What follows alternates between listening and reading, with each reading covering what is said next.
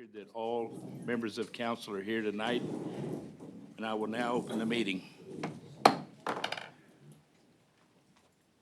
allegiance to the flag of the United States of America and to the republic for which it stands, one nation under God, indivisible, with liberty and justice for all.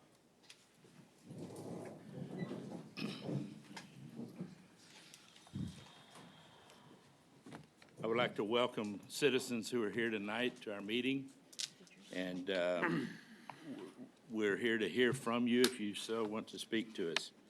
And now I'll move on into items from council.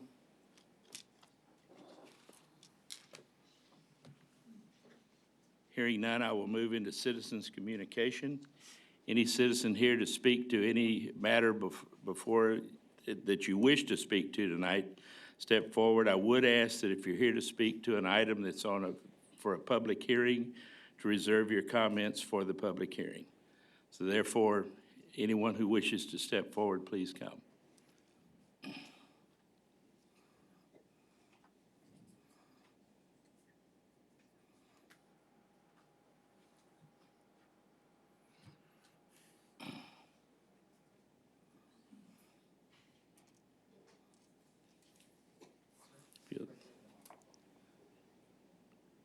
If you'll just state your name, please. Hello, my name is Mackie J. Thompson, and I would like to speak here. First of all, I would like to say I have been in a situation of being homeless who has very much, I have very much compassion for those who have that problem right now.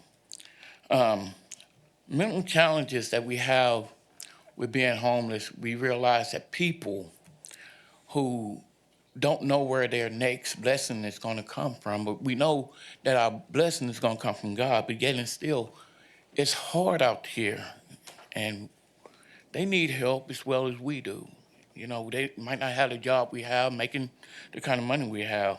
Homelessness, like, they need rides to get their medication, get to doctor's appointments, get to the store to buy groceries or whatever.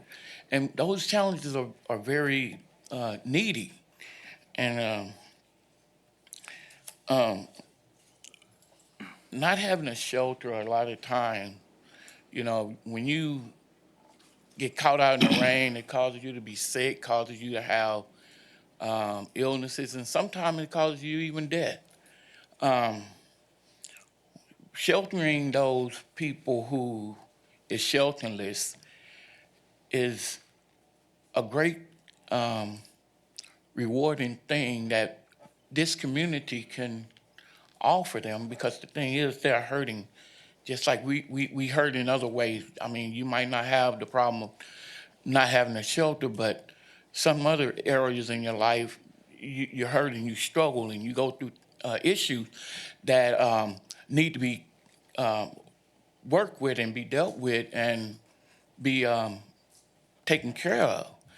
And, and a lot of times, I mean, we can find a way, we can find grants that can help shelter these people. I think it would benefit the city and the town, because a lot of the petty crimes that is being committed, a lot of times that they're doing, that I think if they had a place to live, have a place to go, a place to where they can see a better outlook on themselves, would alleviate a lot of more problems, not only for themselves, but as far as the police team, the court teams. I mean, you see it on a daily basis where people are committing a lot of crimes. It's not all because they homeless, but for a lot of reasons they do it. It might not be always expressed.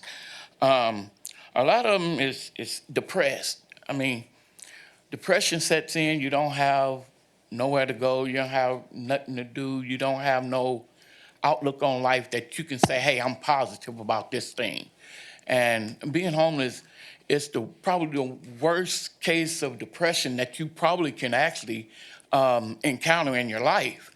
Another thing is lacking in confidence.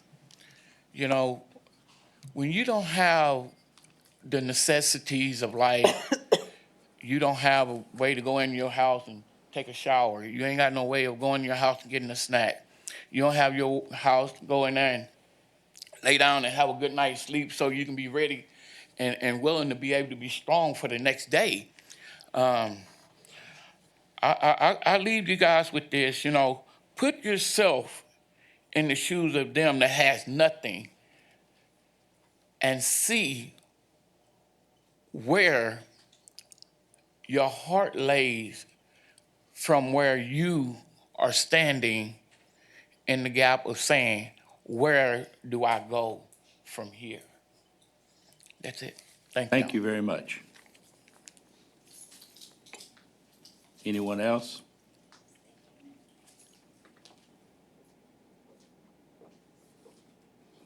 Mr. Mayor, Council. I'm Patricia Hastings. I'm the director of Christ Kitchen here in Victoria, where we've been serving the hungry and the homeless for just about 35 years now. I just want to encourage you to remember that moving the camping homeless from one area of our community to another area of the community won't solve the problem.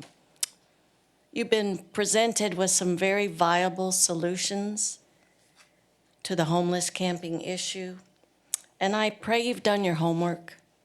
I pray you've done your research and will make a wise decision. Thank you. Thank you.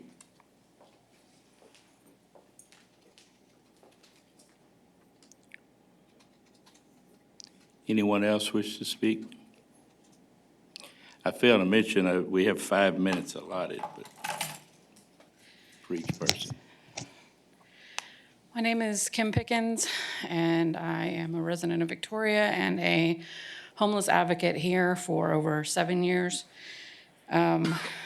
Just wanted to reiterate that this anti-camping ordinance is not addressing the actual problem of people having a problem with people being seen. We have a problem in this town where we don't like to see problems. We like for them to go away. We're gonna have to dig in, we're gonna have to do some work, and we're gonna have to actually have conversations to get these things accomplished. Human problems are never easy. We're messy, and we're complicated. And we have people out there right now that are having to camp out who have done everything they can do. They're on waiting lists. They've done everything they can do, and they have nowhere to go. So where are they supposed to go? If we're gonna tell them you can only go here on this day, you've gotta move your stuff and go here on this day. The thing is, it complicates everything. When you talk about going from one side of town to the other, if you're on foot, how far are you gonna make it? If you have to go from the mall to come here to downtown, how long would that take you to do that? What's the likelihood that you would make it? Those are barriers. We continue to put up barriers as opposed to building a bridge to figuring out how to make things work. I get it. You guys are concerned about taxpayers, but homeless people are taxpayers too. Every time they walk into a store with money, however they might have gotten it, they're taxpayers. We have over 60,000 residents of this town, some of which have roofs over their head and some of them which do not. So are we uniting together, or are we gonna keep subdividing people into this is who we're gonna help and this is who we're gonna punish? Taxpayers, I've heard buzzwords from all of you guys, taxpayers, homeowners, all these. The thing is, we've got to stop with all these. We all live here. So I say all this to say we need to do better, we need to be better, and we can. But it's not gonna be solved in 2 seconds, and it's not gonna be solved in one area versus another. We have to look at this city as a whole. This is an economic development issue. This is a civil rights issue. This is a housing issue. All these things are connected. They're all interconnected, and dealing with one has a ripple effect throughout all those different things. So we really need to pull back and say, how do we effectively deal with the situation? Not, we're gonna do this, and then, I'm sorry, you're done, you've got to move along. We add more things to the police, add more things for people who can't do anything else. I mean, there's literally several people who are unable to find housing. They are on a waiting list, and all they can do is wait. There are no places, you've seen, if you've read the paper a couple days ago, Salvation Army is almost full, and that's for men only at this point. There's nowhere for people to go. So what alternative solutions do we have for those people? I have seen more people about this whole debate say some of the ugliest, most ugly things about human beings. I don't have a problem with debating people. I don't have a problem with discussing things with people. I have been attacked personally, verbally, about being a social justice warrior, like somehow that's a buzzword for being a bad thing because I care about people. Give me a t-shirt, I'll wear it. The thing is, I'm not a Democrat or Republican. The thing is, I don't deal with human beings like that. But I'm looking at these things, and this national debate that we have has trickled down to where in this city, we are literally debating whether or not people need to be here. Oh, they must be from California. These are people that are from here. Somebody has said some of the ugliest things about people that are from here. So we need to just pay attention to that. We need to be super mindful of that. We're talking about people. Whether they have mental illness or not, they're human beings. And that's what we need to consider first. Thank you. Thank you very much.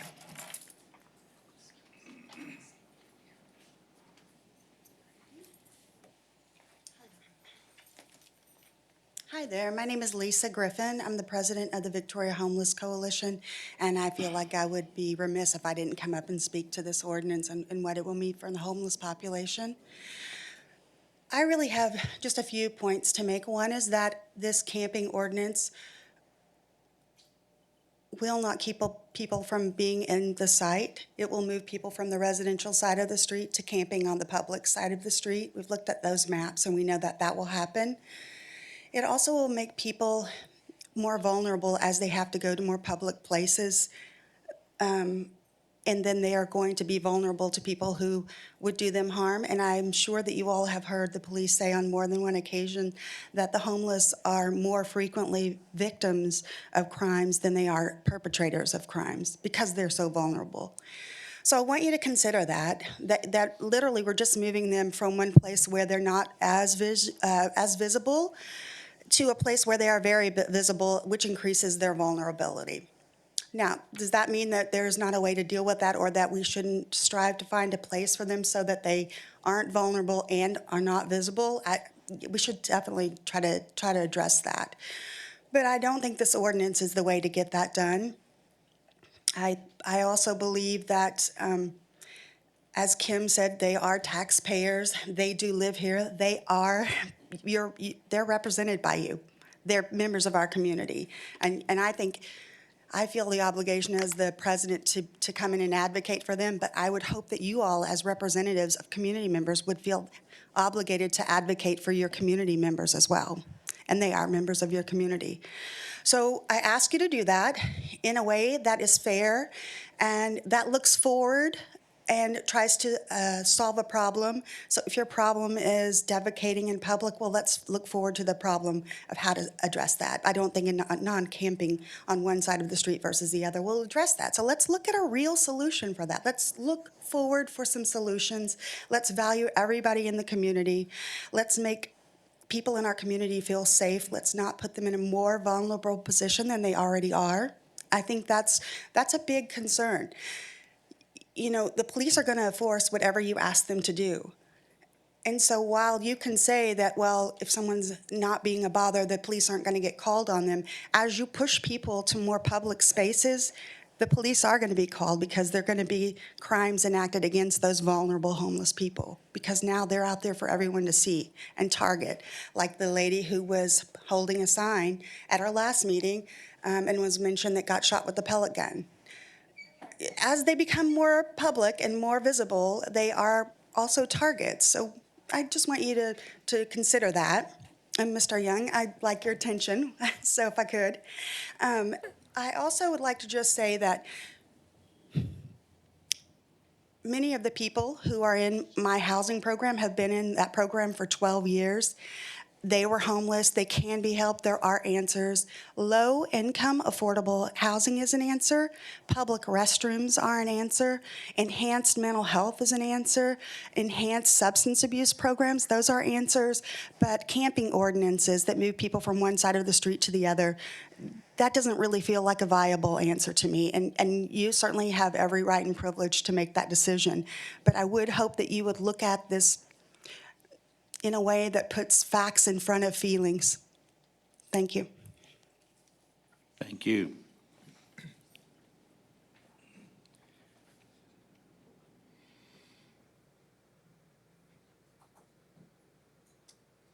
Yes, good evening, council. I'd just like to say, this may not be addressed with your ordinance you're voting on, but you need to delineate between native-born Victorians and Victorians that live here that have fallen on hard times, and those individuals that have found easy pickings to come here and hang out because there's no way they can be affected by law enforcement, okay? A lot of these people, the information that I've gotten from face-to-face talking with these people are, the majority of these people I've ran into are not from Victoria, and they're not from Texas at all. We need to allocate our resources to our citizens that have lost a job, that have got injured on the job, et cetera.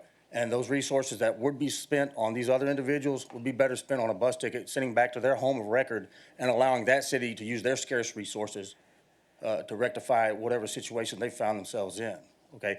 I just want to let you know, I've put up people without homes before in my house because that's how I handle a situation. I don't rely on somebody else to handle it. I've put up people that have lost their job, okay? And I recommend anybody here that feels that strongly with your 2 or 3 or 4 bedroom house, open it up to them. Take care of them. I have done so myself. And the last thing I'll say is everybody by the tens of thousands that vote in this county are going to watch the results of what you're doing right here. So I hope you have the courage to do the right thing for the citizens and taxpayers of Victoria County.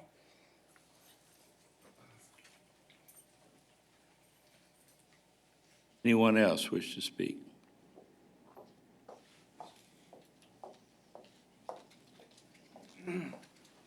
Good evening. I'm Gail Hanselka, and I'm speaking on behalf of my mother. She's a fourth-generation Victorian and one of your oldest citizens. Part of the situation that has been sparked for this ordinance happened across the street from my mother. One Sunday evening, we heard a banging on windows and doors very violently by a woman with a red blanket. She proceeded to continue, but then after the banging, she dug through the yard looking for a key by the flower bed. I was at the police station the very next morning asking the police what could be done. After that, they talked me through it, and they were wonderful. After that, I went to Mitchell Glass and had them come out and replace windows. The next thing we knew, the lady was camped across the street from my mother's.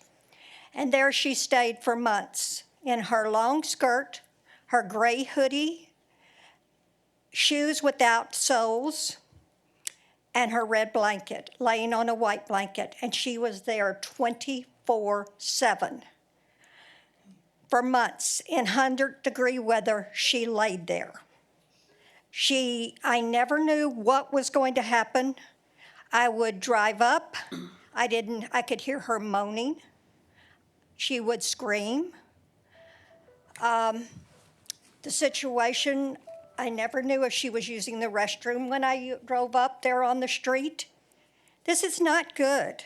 This is in a neighborhood with a little old lady that's very scared that this woman would come in her yard repeatedly. We got a citation for her and tried to stop it. I had to park around the block and sneak in the backside of my mother's house to check on her. and to be with her. We could not even take out the trash because this woman was right there. I had to haul away the trash. Also, I didn't know if she was going to go through the trash, and I didn't want her to get food poisoning. This is not what our citizens of Victoria need at all, at all. We were chastised at the first meeting because by some of the homeless association for the neighbors not helping her before, that she had been out on the streets for 2 years. We had no idea. She should have been helped a long time ago. This should not be happening in Victoria. This problem, though, goes from the north side to the south side, from the west side to the east side. The north side has behind Lowe's the tent city out in the field.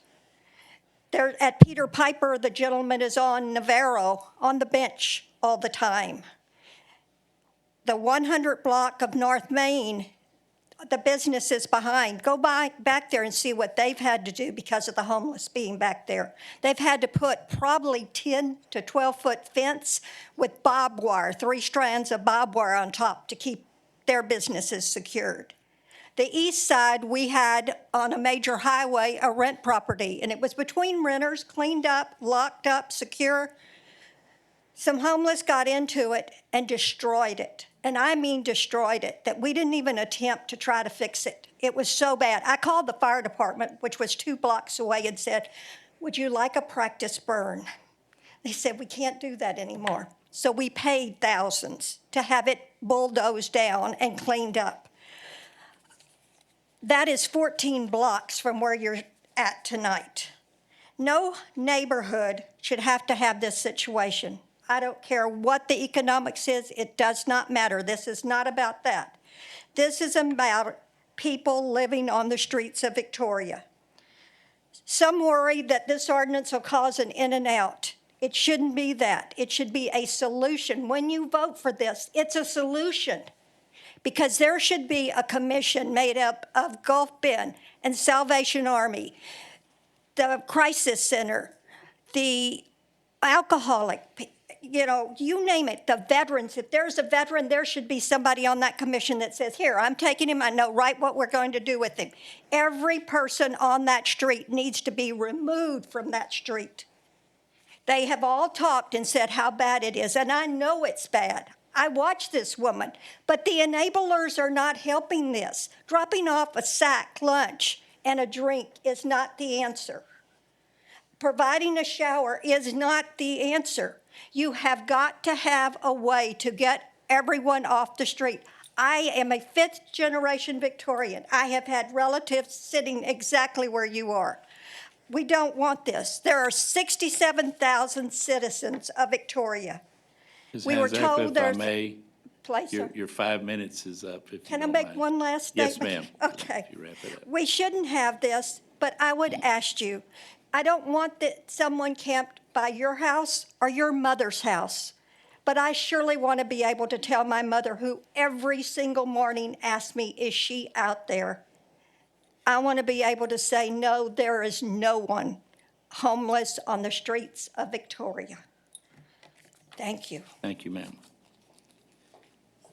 Anyone else?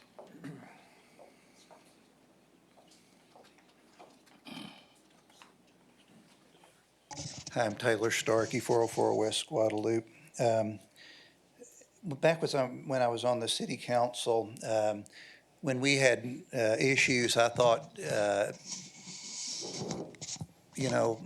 solution a lot of times is just to call other cities, not to try to reinvent the wheel, so to speak. And I think Mr. Gush is really good and spends a lot of time, but when there's things going on, it's always good to check with other cities. I know when we used to look at city manager salaries, for instance, we'd compare what other cities are paying their city manager, and that helps us know. So I thought, the logical solution to this is not, we've turned this into a homeless issue, not a private property issue, which is what it is. But I thought, I'm going to call other cities. So started out first Corsicana, talked to the assistant police chief there and asked him about, do y'all have a problem with homelessness in your residential areas, camping on the right-of-ways or whatever? And he said, no. We don't have that problem. You said the right-of-way, and I said, yeah, the right-of-way, and he said, no, we don't have, that's the right-of-way. In other words, we don't have something that allows camping on a right-of-way. That's not the definition of a right-of-way. Talked to a lawyer in Austin, asked him the same question because I thought, well, that's a progressive area, and they've never seen homeless people on their residential right-of-ways there either. And I asked him the same question. Oops, sorry. He said, no, we don't have in our residential areas, we don't have people camping on the right-of-way. He said, did you say the right-of-way? And I said, yes, sir, the right-of-way. And he goes, people can't camp on the right-of-way. I'm sorry. It's my son. He might call back 3 times if he needs money. So then I called Longview. Longview is a city our size, and I asked the assistant police chief there about this camping in the residential areas or people, occupying the right-of-way. And he said, did you say the right-of-way? And I said, well, yes, sir, the right-of-way. And he said, that's the right-of-way. People can't camp on a right-of-way.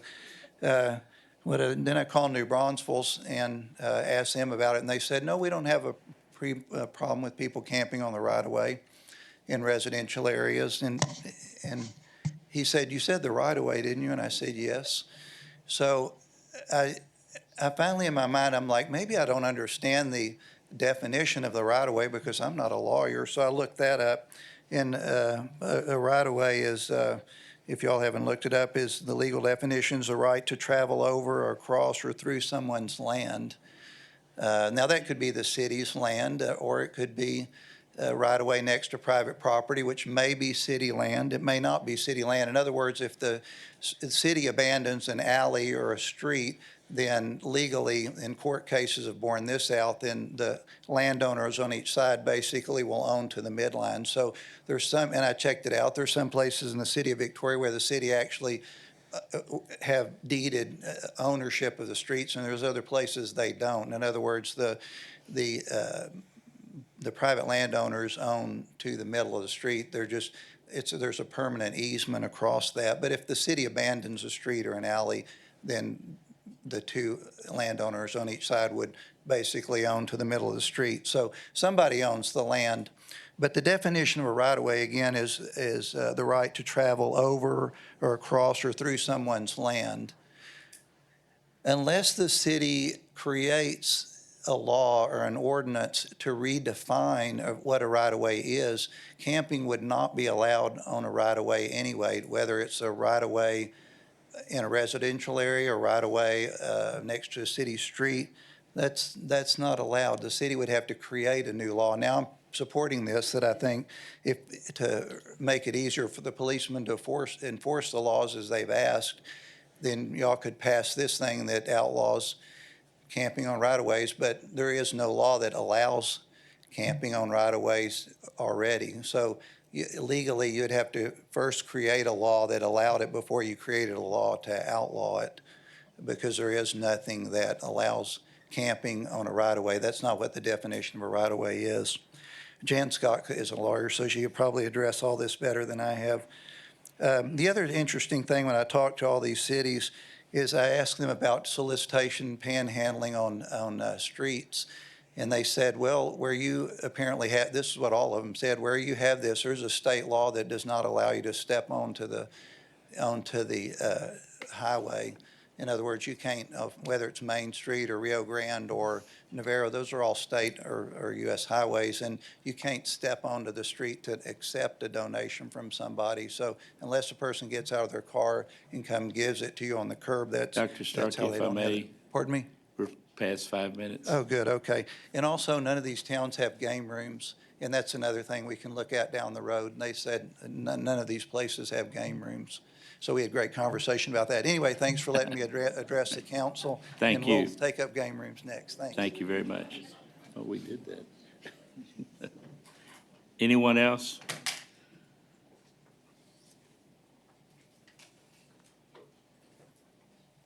Good evening. I'm Jenny Stafford with Midcoast Family Services.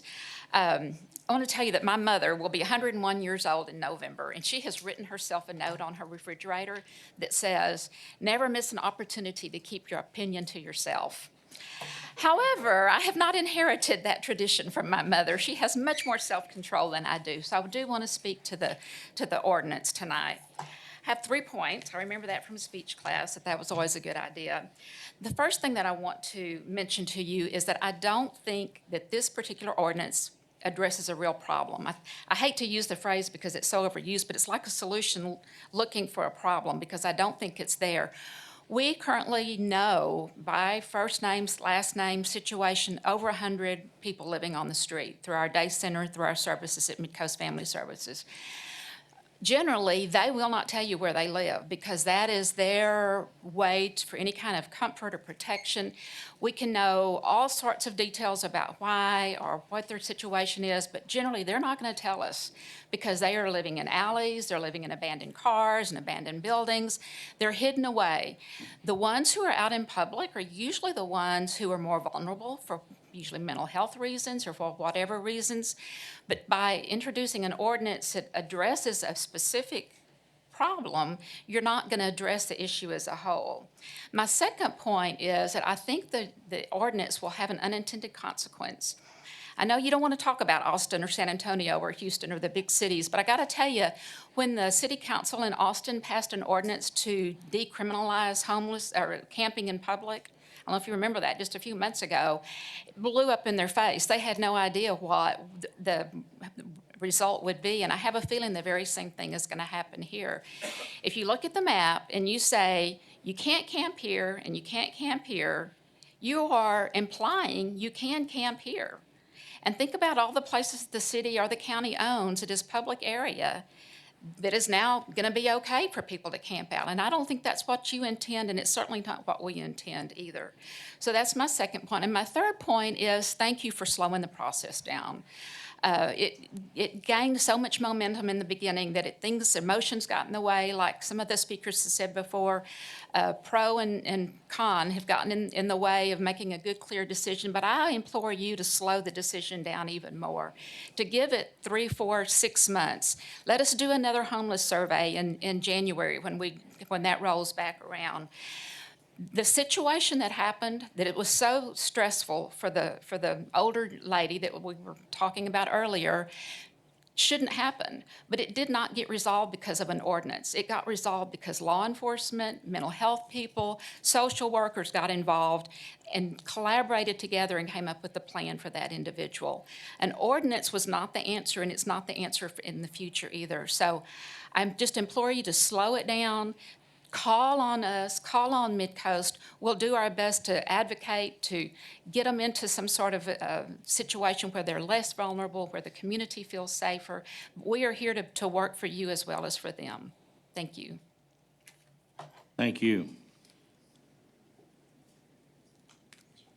Any other discussion, any other comments?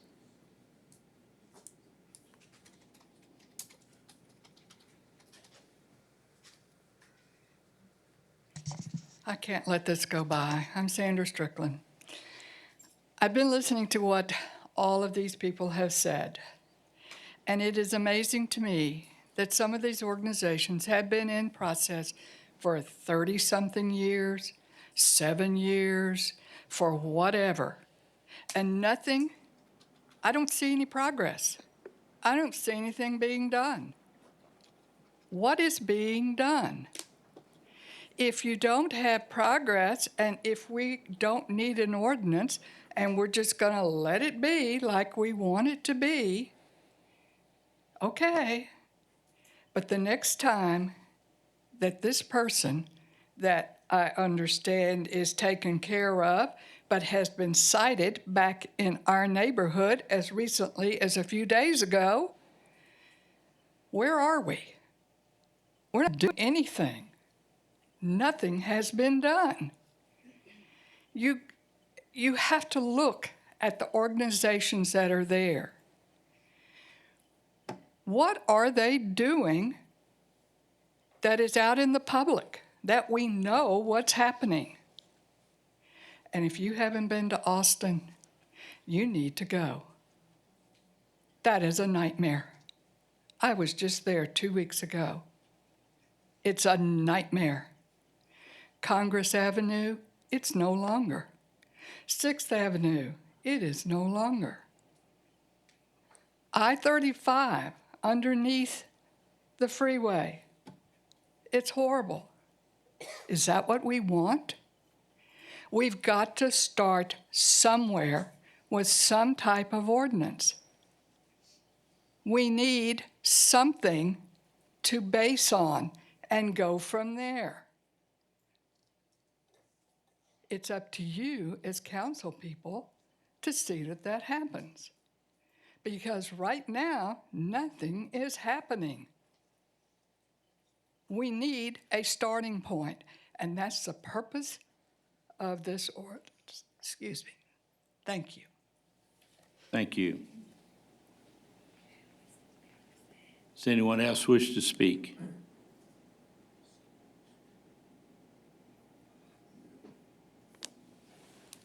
Seeing no one, if there's, you want to speak?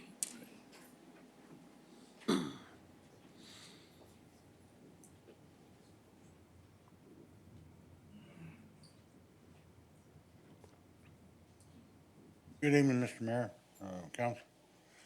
My name's David Wayne Frankson, and I'm homeless, but I have a job, and I'm working. And I'm also trying to put back some money to try and find a place to, get into, but a lot of places are real high, utilities and stuff like that, and I'm trying to find a place, maybe, efficiencies or something, small rooms or something that, you can rent out by the week or month or stuff like that. But because of my situation, it's not the first time, and in the past, maybe a lot of it was my fault for putting myself in that situation, but over the years, I've come to grow, learn and say, hey, you need to do something different and stuff like that. And I'm trying real hard right now to stay busy and work and be productive. And I just want to say it's hard out there, and especially in the heat and stuff like that. But I manage. I'm try to be real careful and not get overheated and stuff like that. And there's a lot of people out there that do the same thing. But main thing is I want to say is I like Victoria. Victoria's a great town. I think it is, and I moved down here to Victoria back maybe in 94, 96, and I used to work for Hungry Jack's. I was with them for about 20, 25 years off and on, and they got shut down because of Hurricane Harvey. But then I went to work for Le Mans Barbecue, and I worked there a year, and they got shut down. But I just, and right now I'm working at Great Brothers at the time for George, and very real nice people, and I'm thankful to God for that. It's, but I just want to say I'm trying and to get out of the situation that I'm in, and it's not easy, but I'm not giving up. That's what I'm saying, and so thank you for your time, and I appreciate y'all hearing it. And God bless everybody here. Thank you for your comments. Would anyone else like to speak?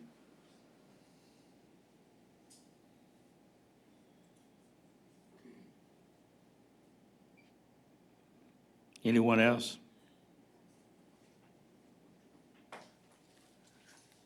I'm Cindy Roberts. I've owned 3 homes in Victoria. I'm educated. I don't have a mental disorder, but I've almost been homeless. I don't think criminalizing homelessness is the answer. Thank you. Thank you.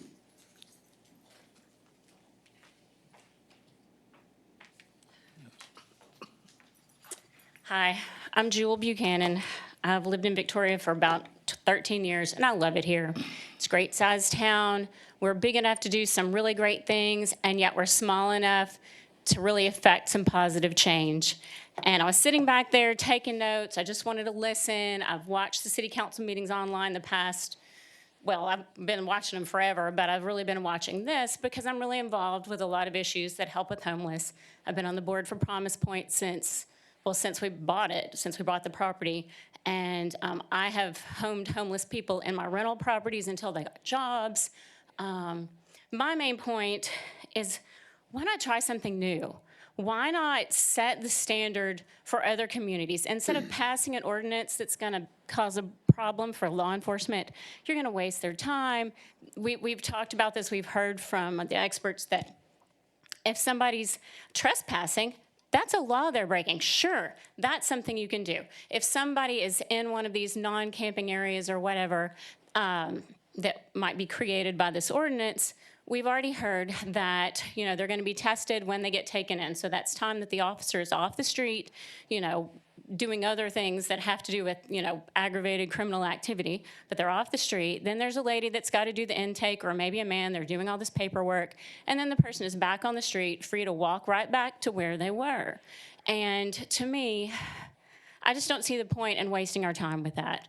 What I would rather see city council do, or our town do, is work together with all these great organizations that we're so blessed to have and create some situations where everyone benefits, law enforcement, the residents, the residential areas, and heaven forbid, how about the homeless people? Some of these people, like the man we just heard from, they're working and they're trying, but rental property here is crazy high. I have one that's $375 a month. I have one that's $475. I purposely keep things low so that people who have a $750 an hour job have a place to live. I mean, it's, and not everybody can do that. But so what I'm suggesting is, let's look at some of the foreclosed properties, some of the abandoned things that we have in town, or maybe work with some developers and create a situation where maybe we relax some regulations at first until we see what can be done to safely offer a shelter or even some tiny apartments or something to get these people off the street, because just putting them in jail for a night is not going to help anything. I mean, it's like being a school teacher. If you have kids coming to school hungry and angry and disruptive because their home life is problematic, they're not going to do well at school. But if you feed them and if you let them know that somebody's listening, they're going to warm up and they're going to be successful. And I like to come from a place of yes, and I like to think that my town comes from a place of yes.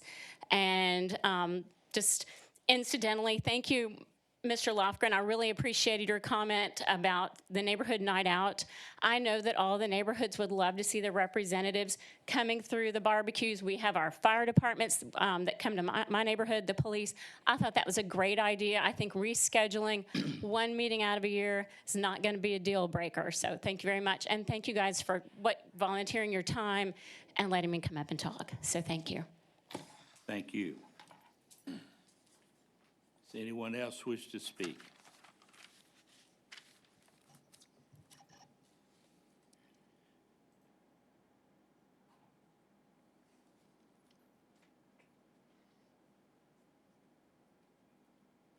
Hello, everyone. My name is Naomi Flannery. I'm just a concerned citizen in Victoria. I personally work with homeless people. I'm not a part of any organization, but sometimes you'll see me sitting out there talking to some of them, and a lot of them just don't know what to do. They have mental issues, and we don't have enough help here in Victoria. Now, it's not the council members' fault that is this way, but we need someone to be able to help them. I mean, if with the homeless people here, if they were to get a job here making minimum wage, working 40 hours a week, they wouldn't be able to afford a place to stay here. In Victoria, there's over 40% of the people here that are less than one paycheck away from being homeless. We have we have organizations here, but they're full. And once they're full, we still have more people. Also, I would like you to consider the temperature of the nation when it comes to the police. Our police don't need to be bogged down with bothering people with mental issues, because what's going to end up happening is there's going to be more lawsuits for the police department. And me coming from a big city who's really not police friendly, I can honestly say that I do trust this police department. I do know I have 2 grown Black sons, and I feel very safe with the police around here. Don't change the temperature of this city to get homeless people off the streets. If they're arrested, how are they going to get a job? Records count against them. They're citizens too, just because they don't have a place to stay right now. And some of them do have degrees, and some of them were professionals. Different things happen where they're not able to control it sometimes. A medical crisis can make people homeless here and everywhere else. Please try to put yourself in their shoes, because it could be me, it could be you, it could be any of us in here. And you will. I hope that you would give them the same courtesies that you would expect someone to give you. Thank you, and have a nice evening. Thank you. Does anyone else wish to speak? Seeing no one, I would like to, if there's no objections, pull the action item E1 forward to the camping ordinance, and I would like to discuss it now. Item E1 is an ordinance amending Chapter 15 of the City Code to prohibit camping in designated places, repealing all conflicting ordinances, providing for enforcement, publication, codification, and savings, and declaring an effective date. Mayor, I would like to remind everyone that this item had been previously postponed from another meeting where we had a motion and a second on the floor, so we do not need that tonight. Additionally, it had been amended twice previously, and so the motion that we're considering tonight is to read only the second reading tonight, to split the second and third reading. It's already been split. Right. Yes, that's what I'm saying. So It has that already last been split. sentence was kind of confusing. So, maybe I was the only one that caught that. But just to clarify, so it's already been split to have a third separate reading. And the motion that was made and seconded at the last meeting was to approve the second reading. Correct. Did I misspeak? Yeah, you I'm kind sorry. of made a statement there that was confusing. I'm sorry. In any case, so we're entering and continuing the discussion phase of the approval of the second reading. Yes, thank you. If I may speak, this issue has been a tough issue. It's been a very tough issue. I realize to me, personally, the ordinance that we are considering is not going to solve the homeless issue. But having said that, I don't think we have to stop dealing with the homeless issue. I've heard up here on this dais before, in previous conversations, the comment, we can walk and chew gum at the same time. And I think that was repeated by others. And I take that to mean that even if we deal with this ordinance to try to solve one problem, it doesn't mean that we need to stop the discussion on the other problem, which is homelessness. And I personally, the more I've researched it and I've read a lot of things, we've met with different groups. I watched a 30-minute podcast today on the subject. It's a very complex issue. And I think our community, regardless of what happens with the ordinance, needs to understand we need to continue the conversation about homelessness. There are so many issues because it is an economic development issue. We've got to find ways to have more affordable housing to come here. We need to work with, to the extent the city can, to encourage development of more affordable housing. But at the same time, we need to make sure that we're trying to increase economic development to bring higher paying jobs to Victoria, to help close the gap from both ways. So it's a tough issue. And I've often said here, I'm not going to second guess the votes of any of my colleagues here. I think we've all struggled with this. I know I have. And I also know that personally, regardless of the vote on the ordinance, I'm not going to give up on the issue of homelessness. I've been involved for many years. I've been going to Gulf Bend for 4 years. I've helped get $1.3 million in funds from Gulf Bend to help the issue of mental illness. And we do have mental illness officers that are paid from that effort.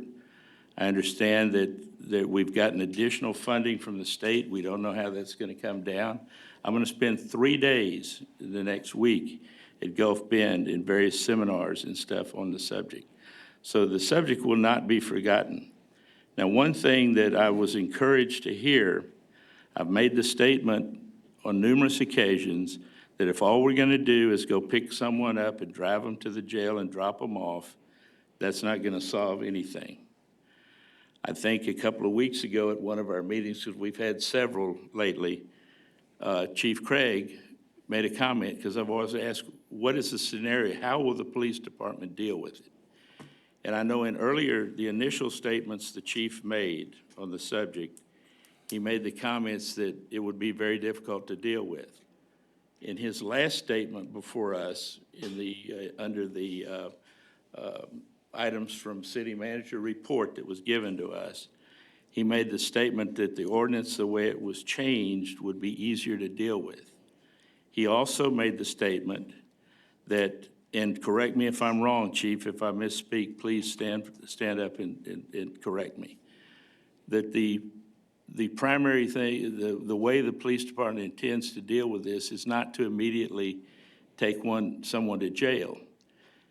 That is against what we've been working for 3 years with Gulf Bend. We've got a program in town that's working to avoid that very thing.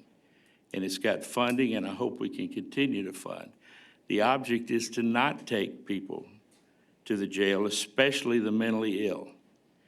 It's to divert them from jail or even to an emergency room. That's the whole intent, and I believe that we've bought into that concept, and we have officers who are trained to deal with this situation. That's what I heard from the police chief at his last comments to us the other night, that the intent is going to be not to haul someone to jail, is to work with these folks, see if we can help them, move them to a better situation, and proceed. So I look forward to the additional comments from the rest of council tonight, but I just don't think that if we do vote for it, it may be a beginning for something. I even asked our attorney this morning, I've struggled so much, if we pass it and it doesn't work, does it take some super majority to repeal an ordinance? That's not the case. I think we have reasonable people up here. If we pass something, we see it's not working, I have no doubt that reasonable people can speak to one another and talk up here and repeal something that's not working. But I think a certain part of our community is reaching out for something to be done. And I really don't have a problem with starting to it if I have the confidence that my colleagues are going to be honest enough to say that we're big enough to admit if we're wrong, and if the thing isn't working, then I think we need to bring it back up and repeal it if it doesn't work. But doing nothing sometimes is not the proper thing either. But I can assure you from my standpoint, whatever happens, I'm not going to forget the issue of homelessness. I'm going to work as one of 7 councilmen to always keep it at the forefront, and it will not be forgotten from me. Thank you. I had requested that we have a work session on homelessness, and we need to have that. How can we aid in getting people off the street? I requested that before, and I expect it to happen. This is an emotional issue, and however it's decided, people are gonna think we're on one side or the other. I've talked to many, many people.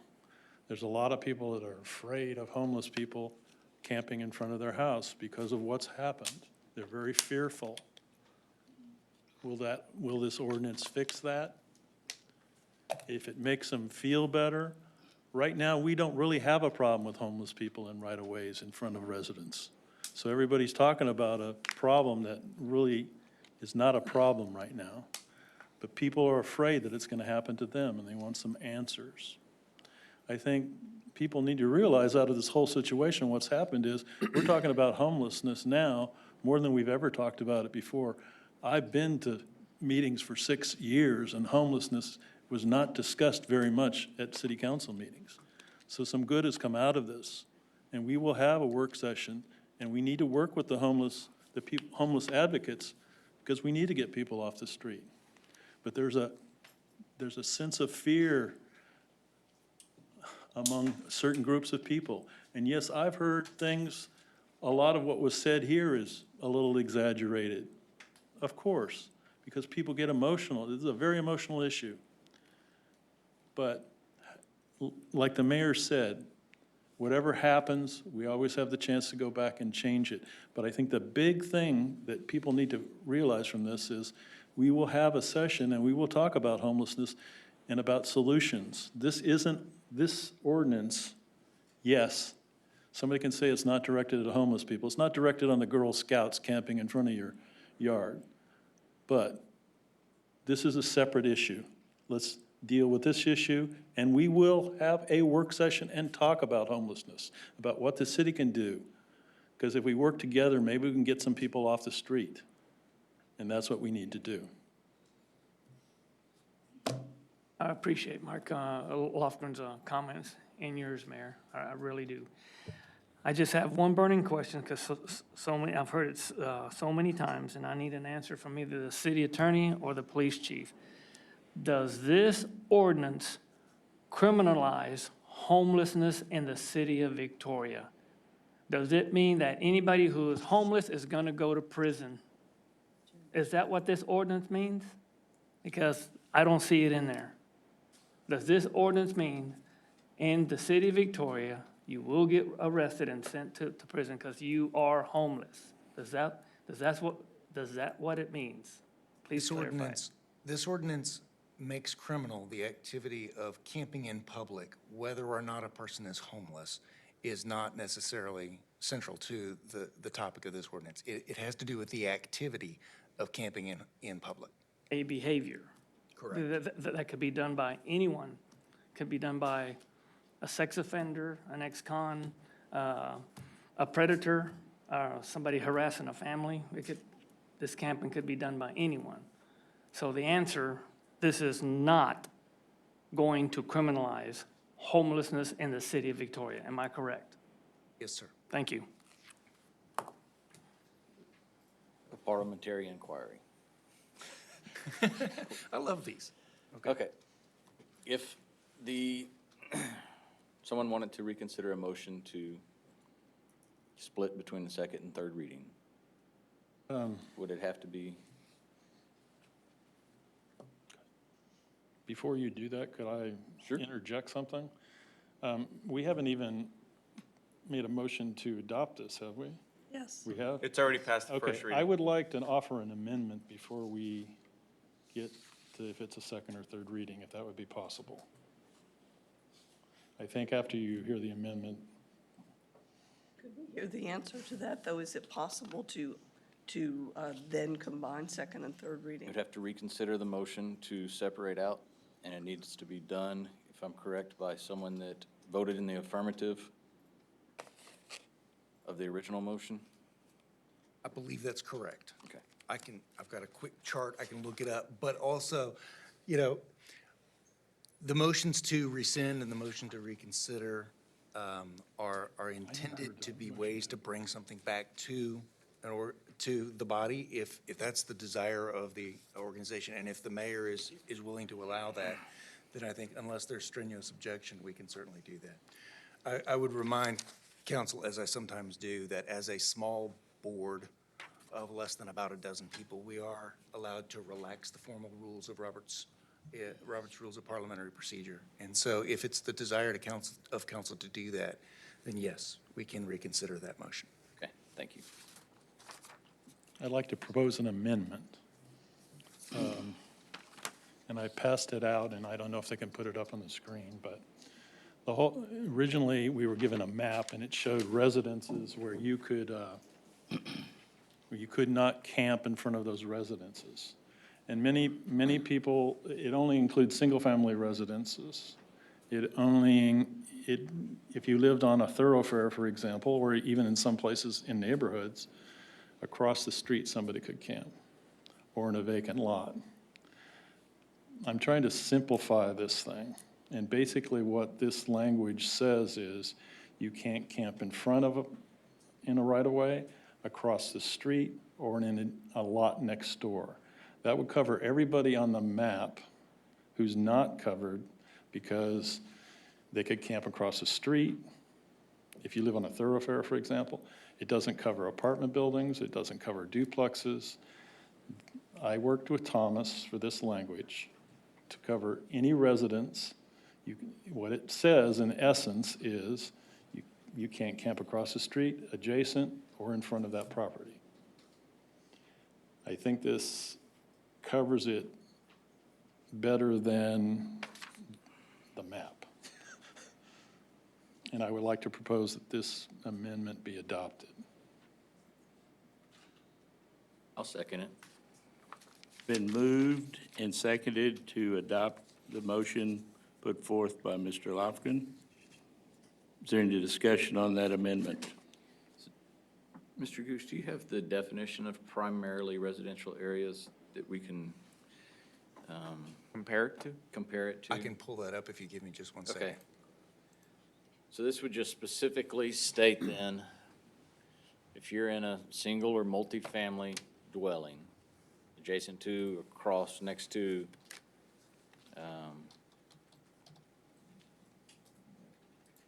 it'd be prohibited to be camping.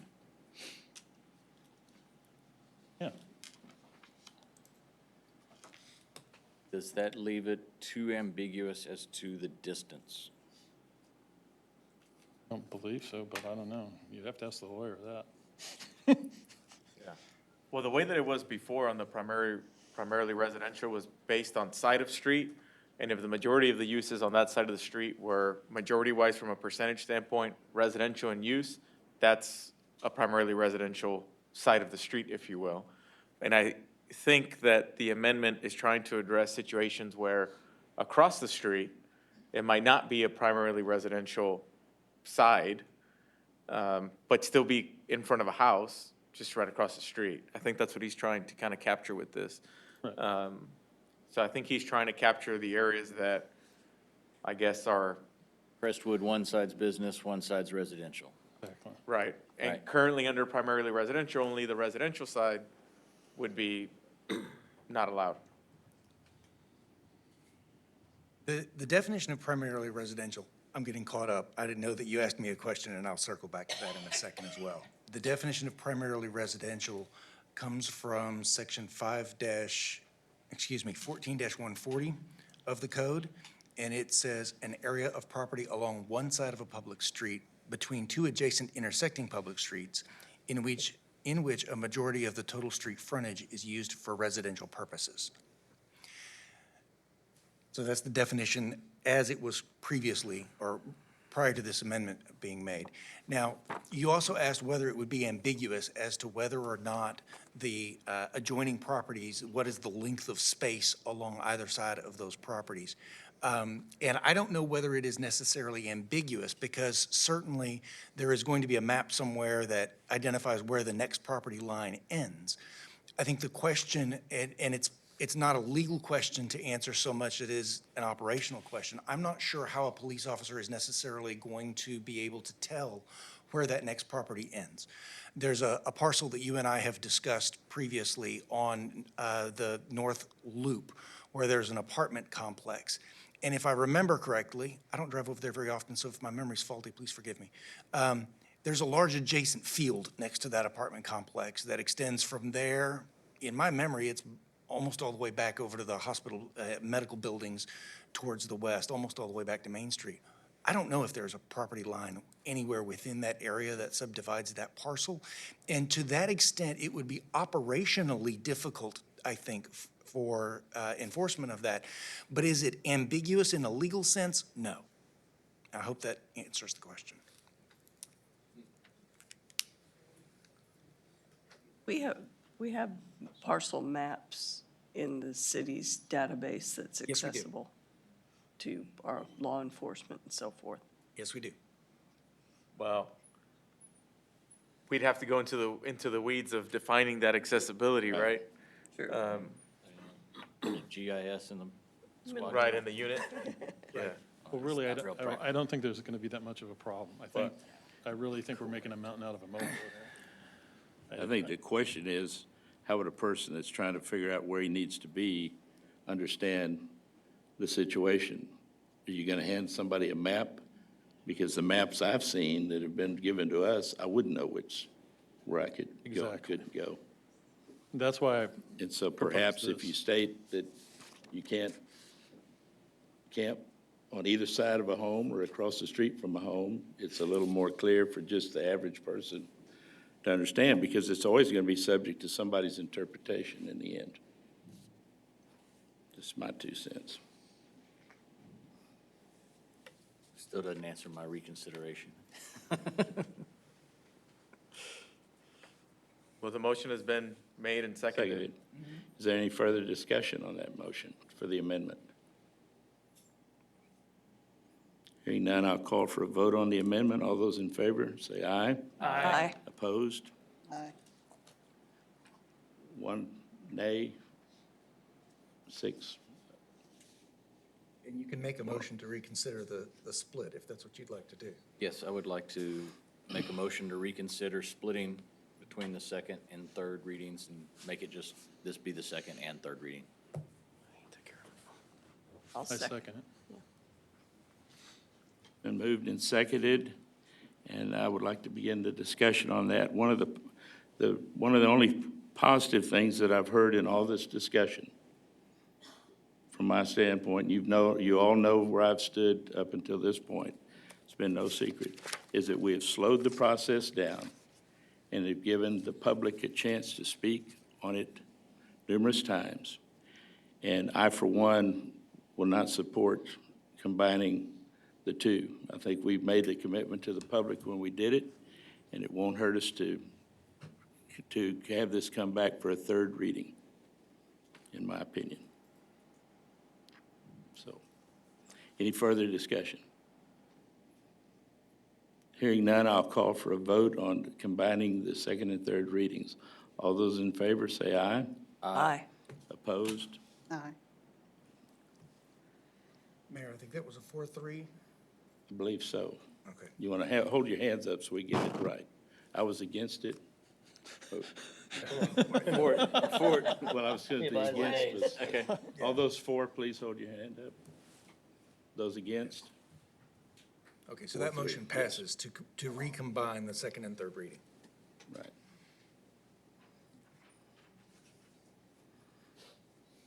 So now we're back to the original motion before us on the The amended the amended version. So any further discussion on the ordinance itself? Yes, because I may have another motion. Those that just voted against combining, if we were to have another public hearing and another vote, do any of you feel that your vote would change because of the third reading at a separate time? Mine won't. I wouldn't know until I heard what people had to say. I know how I will vote if we combine.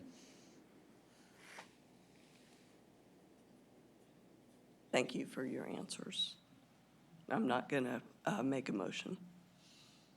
Okay, the matter before us is to combine the second and third reading of the ordinance and approve it as amended. If I can clarify, the vote is not to recombine. That has already been done. This is if you're Right. calling the question, It that was is a 4-3 vote yes. to and that is- combine. So it's, what's now is to combine the second and third reading, which I interpret to mean that we're discussing the amended ordinance, and we vote for it, it would pass That's correct. It would pass tonight on final reading without a tonight. third reading. That's correct. Because this is second and third reading. Because it is now It's the the second and combined third second and reading. third reading. That's correct. So that's what I will call for the vote on. All Can I those say in- something? Yes, ma'am. Dr. Starkey said something. He said there is no law against camping on the right-of-way, nowheres. So if we pass an ordinance, what weight does it have? There is no law against it. Somebody answer that question for me. Ms. Solis, I think what Dr. Starkey said was that there is no law allowing camping on public streets, and therefore it does not need to be made illegal, and that therefore this law is unnecessary. I disagree with him as a legal matter. I think it's pretty clear. The state's jurisprudence says that the public rights-of-way are available for the public to use, and what is not clear is what is the extent of that use. There have been people who have tried to argue that because it is called a right-of-way, it can only be used for transportation purposes and not for sleeping purposes. And I do not believe that Texas law supports that argument, although I will concede it is a gray area with cases going back into the 1930s, if you want to try to figure that out. It is my opinion that in the current state of the law in Texas is that members of the public can use rights-of-way for public purposes, including sitting, sleeping, and camping, unless it is otherwise made illegal. And so for that reason, I would say that if you want to make it illegal for someone to sleep or camp in the city on public rights-of-way, you do need this ordinance on the books. I still am going to vote against it. Okay, any further discussion? And again, the question before us is an affirmative vote on this. This motion will be passing the amended ordinance in a second and third reading, okay? So therefore, I'll call for the vote. All those in favor, say aye. Aye. Opposed? So that was a 5-2 vote in favor. All right, Mayor, would you like to go back to the? Okay. We can move up C9. Yes, thank you. So we're going to jump now into item C9 on the agenda, and a city manager report that May I goes along say with it. something? Yes. I want to thank everybody who's shown up and expressed your opinion on this very difficult issue. Thank you so much. Might want to give everybody a second. Right. Yeah.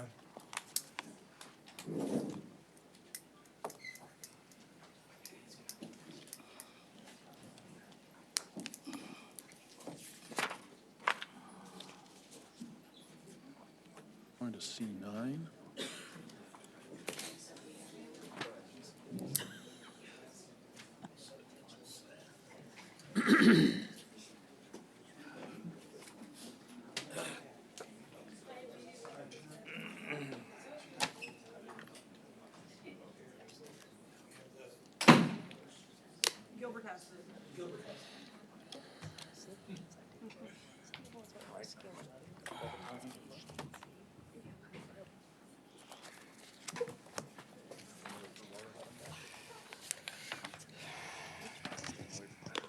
Wait for him to come back.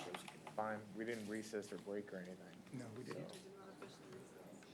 We're not officially on recess. We're just, are we waiting or are we going forward? There's no need to go forward. What, they went on with their meeting? That's true, she could. Still, can you break it?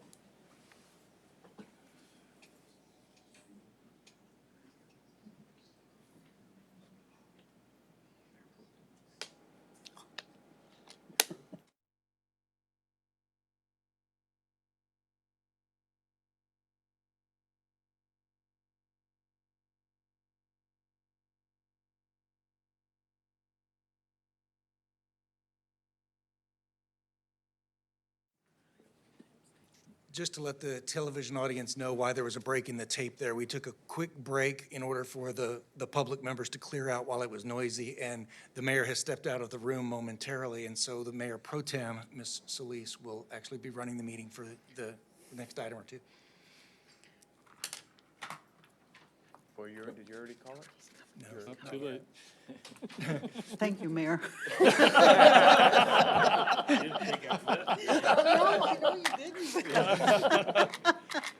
Josephine, Councilmember Solis, I do want to say that's the longest I've seen a mayor pro tem run a meeting in years. Well, I have the record then.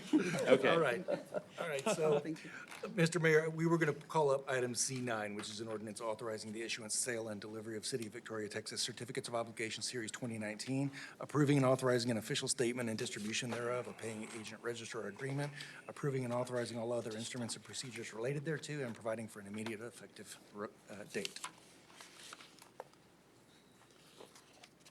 Public hearing?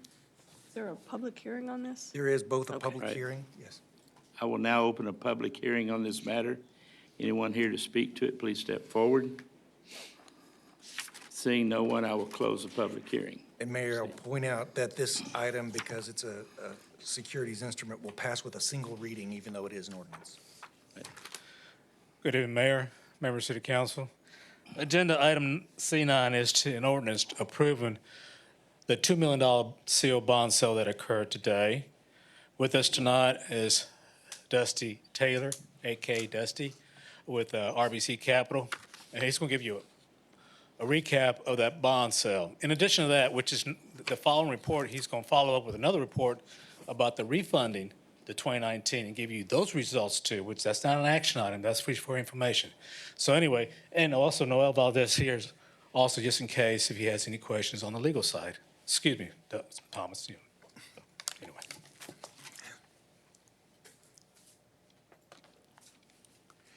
Good evening. Again, for the record, my name is Dusty Traylor, Managing Director with RBC Capital Markets. We have the honor and privilege of serving the City of Victoria as financial advisor. As Gilbert mentioned, the item before you this evening is for the sale of the 2019 certificates of obligation. As you will recall, on August the 6th, the council approved the publication of a notice of intent to issue certificates of obligation. Since that time, we have been working very closely with your staff and administration on the procedures towards the moving into the market with the transaction. We prepared the preliminary official statement with your staff and team. I also conducted bond rating agency conference calls, as well as a notice of sale for a competitive bid of the certificates of obligation. Additionally, as Mr. Reyna stated, also on August the 6th, you also took action to actually approve a parameters resolution authorizing the sale of refunding bonds to generate savings for the city by refinancing certain of your outstanding obligations. So we've also been working jointly on the issuance of those. And in fact, today, we were in the market to take competitive bids for the issuance of both obligations. So I'm going to speak first about the results of the sale of the certificates of obligation. And if you will turn with me inside the presentation booklet that's at the dais there for you, inside tab number 1 on page number 4 is a summary of the issuance of the certificates of obligation. We will actually be able to deposit a full $2 million into the city's project fund for these certificates of obligation. And the arbitrage yield on the certificates of obligation is a 1.913%, and the all-in fixed rate of interest on the certificates of obligation is a 2.682%. That is a fixed rate over the 20-year life of the certificates of obligation. So that being said, that is a fantastic result. All in TIC on these certificates of obligation, less than 3%. So we're very excited about that result. The city's bond rating of AA was affirmed by S&P. That played a pivotal role in the successful sale of the bonds, the city's strong bond rating. Obviously, the pricing occurred today. Delivery is expected to occur on October the 15th. That's the date in which we expect the proceeds to be made available to the city after the approval by the Texas Attorney General's office. And as Gilbert said, Noel Valdez, your bond attorney with McCall, Parkhurst, and Horton is here.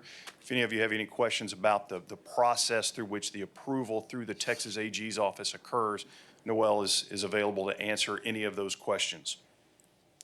The financing team for the COs is ourselves as financial advisor. Noel's team there at McCall, Parkhurst, and Horton is bond counsel.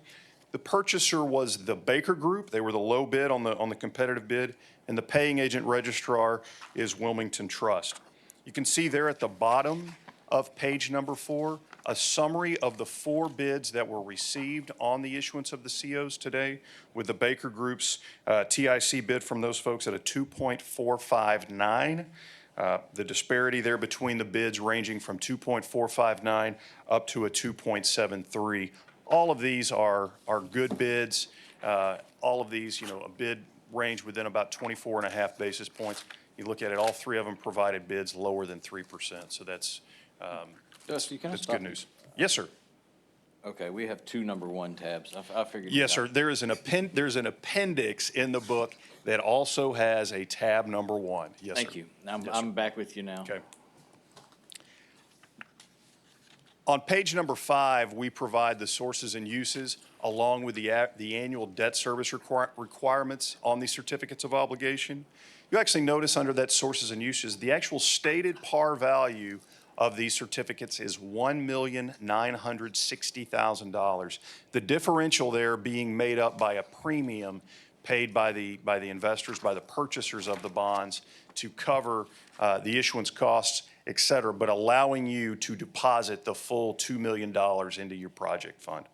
And then last but not least, I think it's of pivotal importance here. If you look at the average annual debt service on the certificates of obligation, we're right at about $132,000 per year. Whenever we were looking at the preliminary numbers here, we were estimating average annual debt service of about $145,000 per year. So that comes in about $13,000 per year lower debt service. So a savings to the city and then ultimately the taxpayers here for the city of Victoria. So that's the presentation as it relates solely to the certificates of obligation. Would you like me to go in now into the GO refunding bond presentation, or would you like to go ahead and consider the vote on the certificates of obligation first? I'd say let's do the vote first. Yeah, Got it. it's a separate item. I move we accept item C9. Second. We have a motion and a second to accept item C9. Any discussion on the matter? Hearing none, I'll call for the vote. All those in favor say aye. Aye. Opposed? Same sign. Okay, now do you want to Questions about the refunding? move Very forward with the other issues? Yeah, then the next item was we're just moving up a city manager report for him to report on the results of today.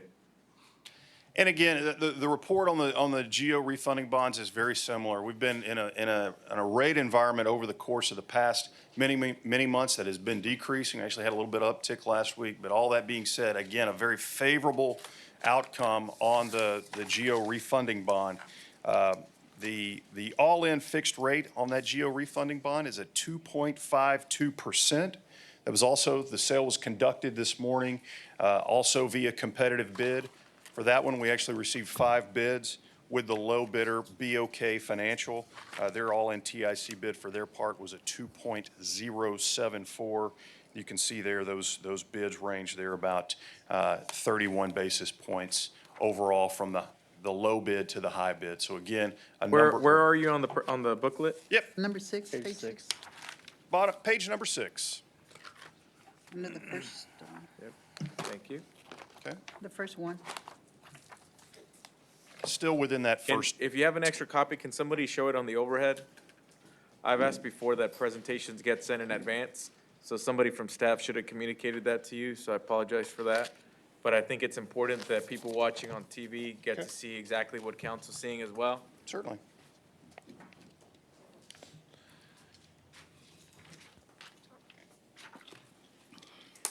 Right here.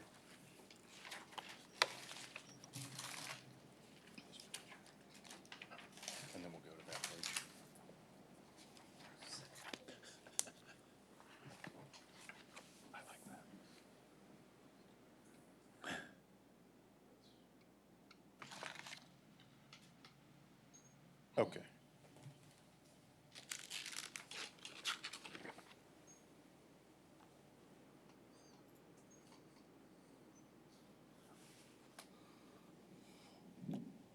So here we have, this is the summary of the geo refunding bond transaction. Again, you can see towards the top of the page, the summary statistics. All-in TIC of a 2.252%. Again, the affirmation of the AA rating.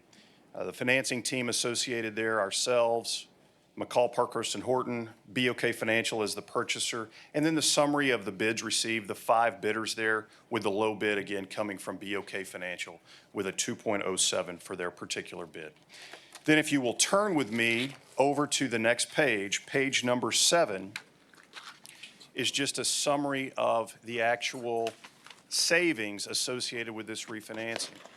The refinancing actually takes into consideration the refinancing of the Series 2013 Certificates of Obligation, refunding $5,860,000 in par value of that transaction.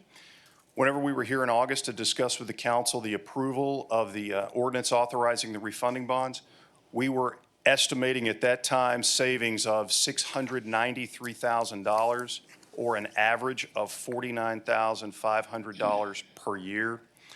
In today's final results, because of improved market conditions, the actual savings is $981,923, or an average of $70,092 per year. On a present value basis, as a percentage, that has gone up from 10.13% of the par value of bonds refunded to today's result, 14.65% of the par value refunded. This is a very nice result for refinancing this particular series of bonds. And then, of course, over there to the far right of that particular page, you see that average annual debt service presented on an annualized basis. Okay. The pressure's on. We expect future reports to be this good or better. I understand. Listen, we have been very fortunate this year to be in a surprisingly very good interest rate environment. So it is very nice to be able to get into the market. I think when we all look back, we look back 5 years from now, 10 years from now, and look at the interest rates that you were able to go out and borrow on your COs today, or to refinance these bonds at today, I think we'll all be looking back thinking what a fantastic opportunity it was in the marketplace. So excited to be able to deliver these results today. I have a question. Yes, sir. It seems like every time we refinance bonds, we refinance them so they end this when the original bonds ended. Yes, sir. If you refinance them on a shorter term, could you not have more savings? If you refinance them on a shorter term, you could potentially you could have more long-term savings possibly. However, you would more than likely reduce, or you would reduce that annualized savings. So that $70,000 per year in savings would get reduced, okay, because you would have to pay more per year in order to reduce that term. I will also point out, though, that these particular bonds were sold with a call feature that allows the city to call these bonds within 9 years. Normally, when you sell municipal bonds, you have a 10-year call feature. This particular bond has a call feature that is in 9 years. So we will get to a spot here where the city has the opportunity before the end of this term, if you would like, to pay these bonds off early. You still have that opportunity down the road. In the future, can we see if we did a shorter maturity bond, what the difference would be? Certainly. Yes, sir. Because I've never seen that presented, and if you refinance your house, it's always nice to have a shorter term loan. And sure. Couple of things that we are, one of the things that as we do that, and I think it's a great point that you're making there, one of the things that as we are looking at that as well is, of course, the entire portfolio of the city's outstanding bonds as well, and how that might affect capacity and annual expenditures and things like that. So we are taking a holistic look when we are looking at it, taking those factors into consideration. Thank you. But no, I like the point, certainly. Is it also possible if we refinanced at a shorter term, would there be an impact on the interest rate?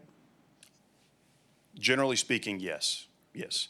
Typically, Yield curves increase. Shorter term bonds have lower interest rates than longer term bonds. So as you shorten up a term, you do end up getting a little bit lower interest rate. However, in today's environment, we are in what's called a very flat yield curve. So there is not much differential in interest rates, say from year 15 out to year 20. However, there is still some. It's just not quite to the degree that we're used to seeing it.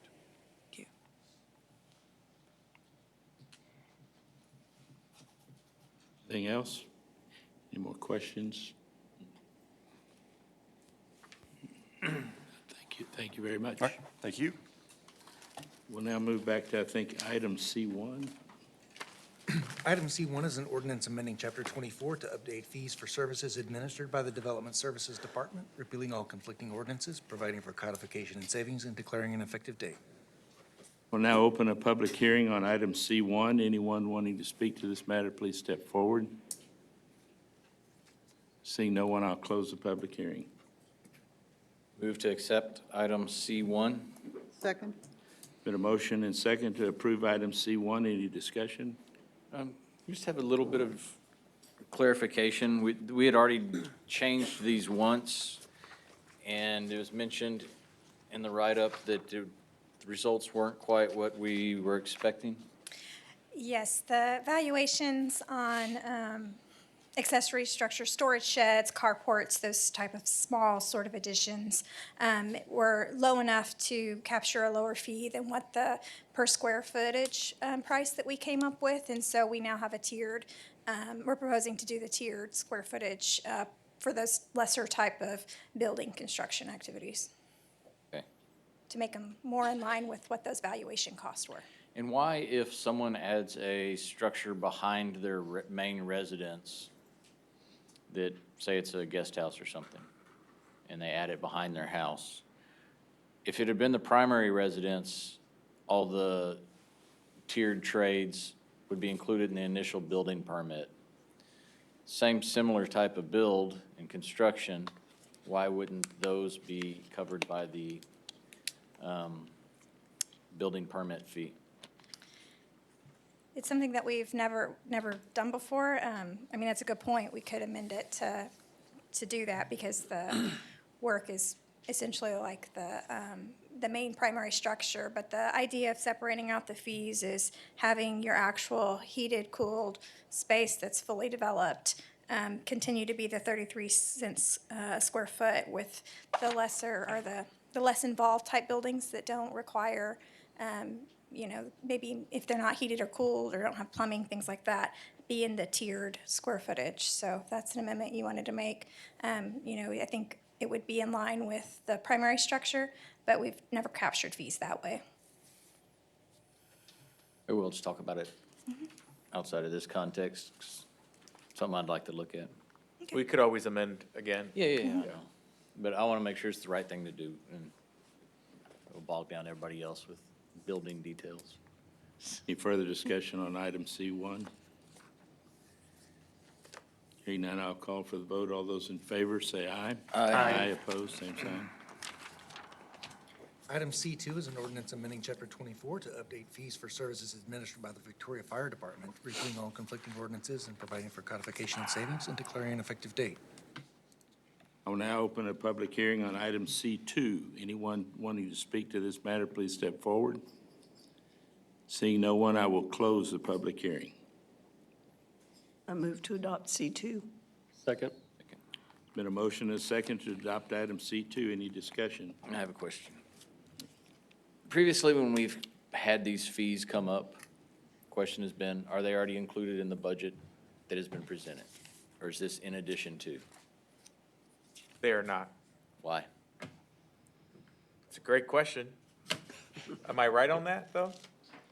So we don't need them, obviously, because we have a balanced budget.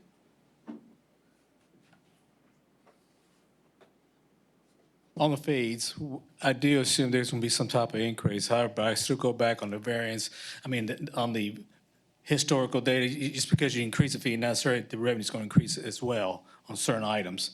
So I just mimic what I have happened in the last year, kind of close to it. Depends on the past couple of years' variance on the revenues, because each year we go up.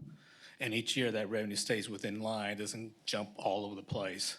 So to answer your question, I made the assumption there's something gonna happen, but I still go back and look what has happened in the past couple of years when we had those increases. But the question is, we've already adopted a budget. Technically not yet. Gotcha. Okay. It's part of the stuff we're doing tonight. We're in, we're at third reading. So this revenue is already accounted for in the budget without increasing the fees. So if you increase the fees, it's just a revenue coming in that's not needed. Because it's already been baked into the budget. Or we could think of it as, since we are such great planners, we're thinking ahead and and thinking proactively in preparation for the following year's budget. No, I would like to see it baked into the existing budget, and we know Yeah, that how these was fees that? have No? to be changed. No? Well, and it's not, this was discussed before with the previous city manager, Sure. and I thought we had gotten the practice changed where it was baked into the budget, and we knew we were Right. gonna have to increase fees. It was part of the presentation when they came up, and all the department heads and talked about, we're gonna have to increase these fees to be in line and make sure we cover the right cost. And so, when I didn't see it in any of the presentations this year, we're taken care of. We don't need these fees. This is just extra tax upon whoever's using whatever service Right. that isn't needed for this budget year. Yeah. I'm not sure what I'm about to say will help the cause of this item, but I can tell you that best practices is to do what you suggest, what you just suggested. Cities typically take into account increased fees as part of their budget, and everything is kind of a package deal. It's all presented sort of the same time, et cetera, et cetera.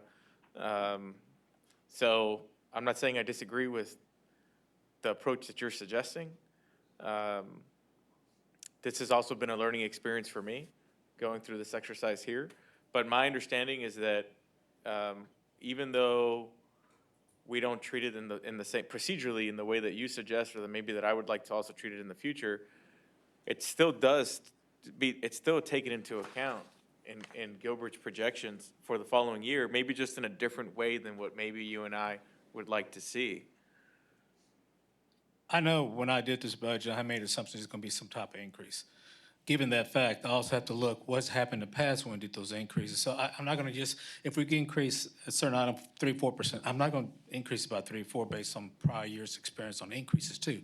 So there is some adjustment, but I don't just flat out, well, we're going up 2% across the board, I'm gonna increase revenue 2%. I don't do that. And maybe our issue is the way that we present it. Maybe the lesson learned is next year when we're doing the presentations for each department, that they discuss their fees as part of that same presentation, so that it's more clear to everybody. We had gotten to. That's what it Well, should be. I know, but you Yeah. weren't real part of the budget pulling together, but we had gotten to that point. Well, where but we it's still my budget, right? And it's still our budget. It's our budget, but we'd gotten to that point, and that's how it had been for a couple of years, that fees were presented in those presentations, that we're gonna have to look at adjustments to these fees. Got it. And that wasn't part of this year's presentation, so my assumption was there's no fee adjustments required. Can I ask, is there a possibility of adopting these fees because clearly staff's worked on them and understands them and feels like they're what we need, but to delay the enforcement until at some point you tell me what, that fits the next budget so that they are adopted while the work's been done, but that I we. think that would be confusing. Yeah. Just adopt it. That would be confusing. I mean, I think. There's some of them in here that I'm okay with Right. because it's sending a fee to Sure. an insurance company and not a Well, citizen. if you were expecting fees to be discussed when the different departments provided their budget presentations, then I'll take responsibility for that. And even though at the end of the day, it doesn't matter how long I've been here, at the end of the day, it's still the city manager's proposed budget. And if there's a lesson to be learned about how we present it moving forward, we'll rectify that, not a problem. My point is that we might need them, but not this year because it's in the budget already. Well, I think, Except again, he's- to repeat Gilbert's Yeah. comment, he's taking the increase into account. It just was not presented to you in the way that you maybe have been presented in the past. and would have expected it again to occur this year. So I do think that they're important to adopt, because I know for a fact Gilbert's accounting for them.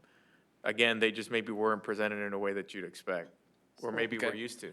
So when he asked the question of whether these fees were included in the budget that we passed, maybe the answer Financially, yes. is. Yeah, well, from financially, my yes. understanding is that, yes, Gilbert's taken into account the increases in those whatever line items they're a part of. Is that accurate? That's accurate. But Okay. again, just to everybody understand, just because it goes 2% increase, I don't go exactly 2%. Yeah. Okay. Across the board, you look at the I specific look at ones, each, what makes sense and what doesn't.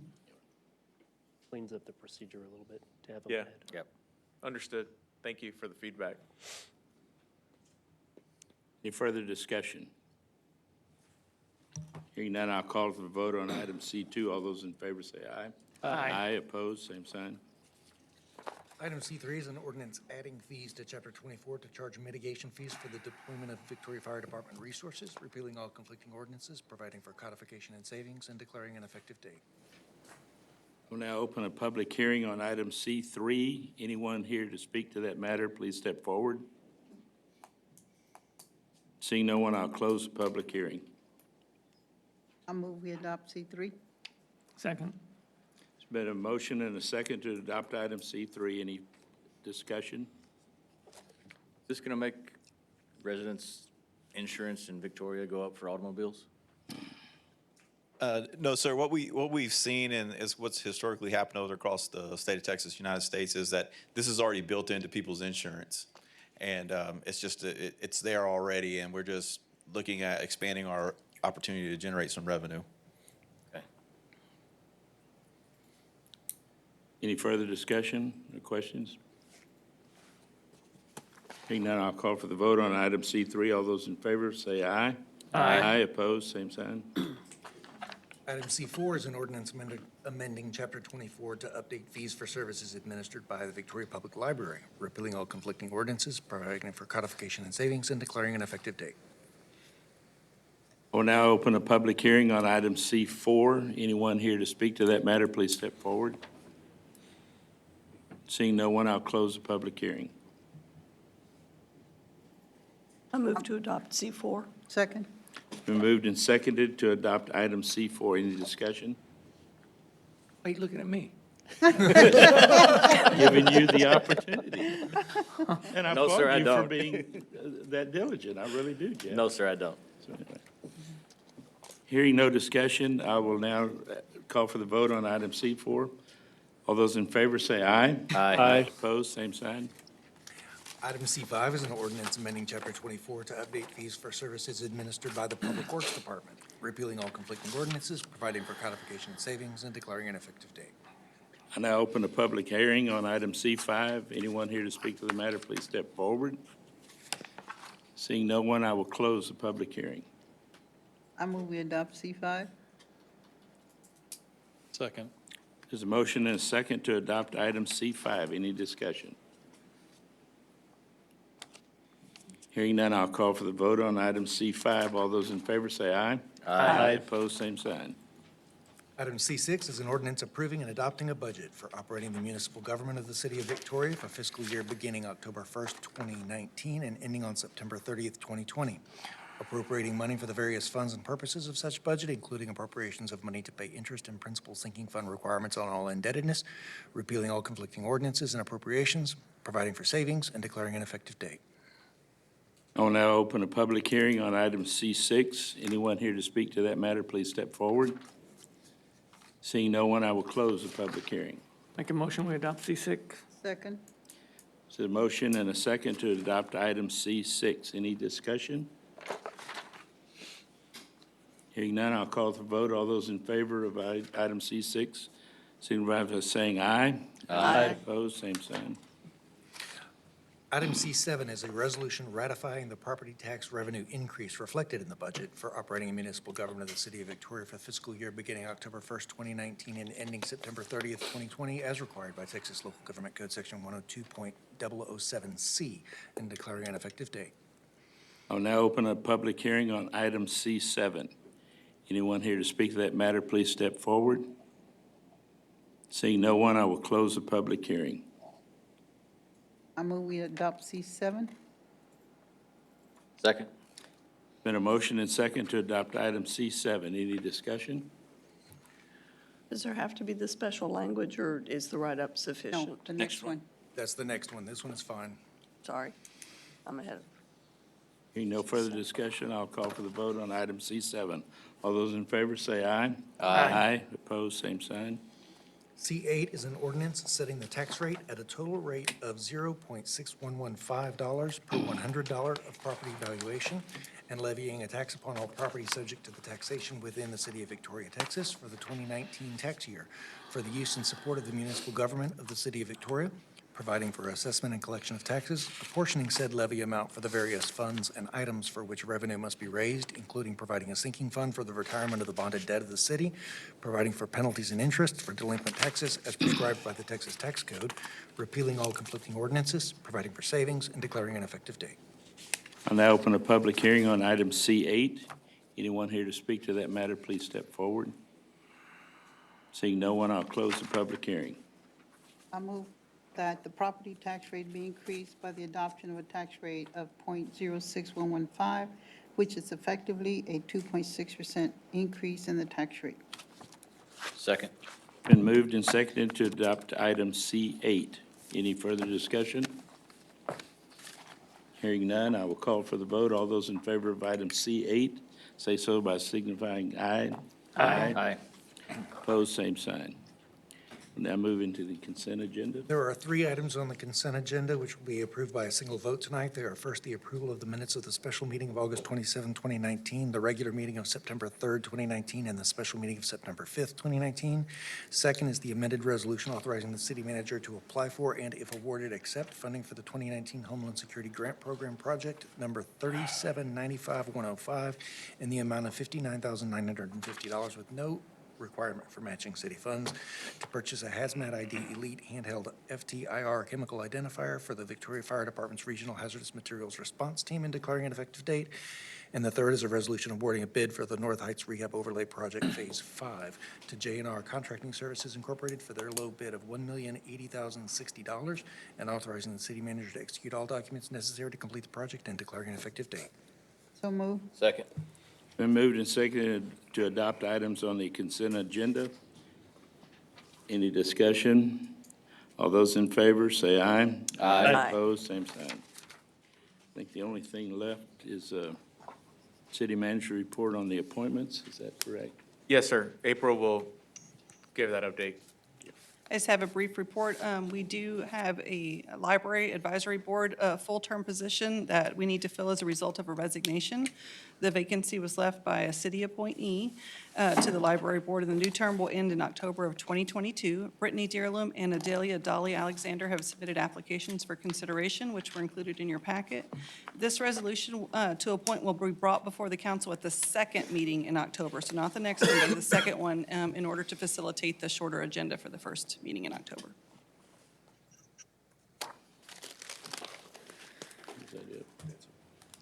Okay, no further business tonight. I will now adjourn the meeting.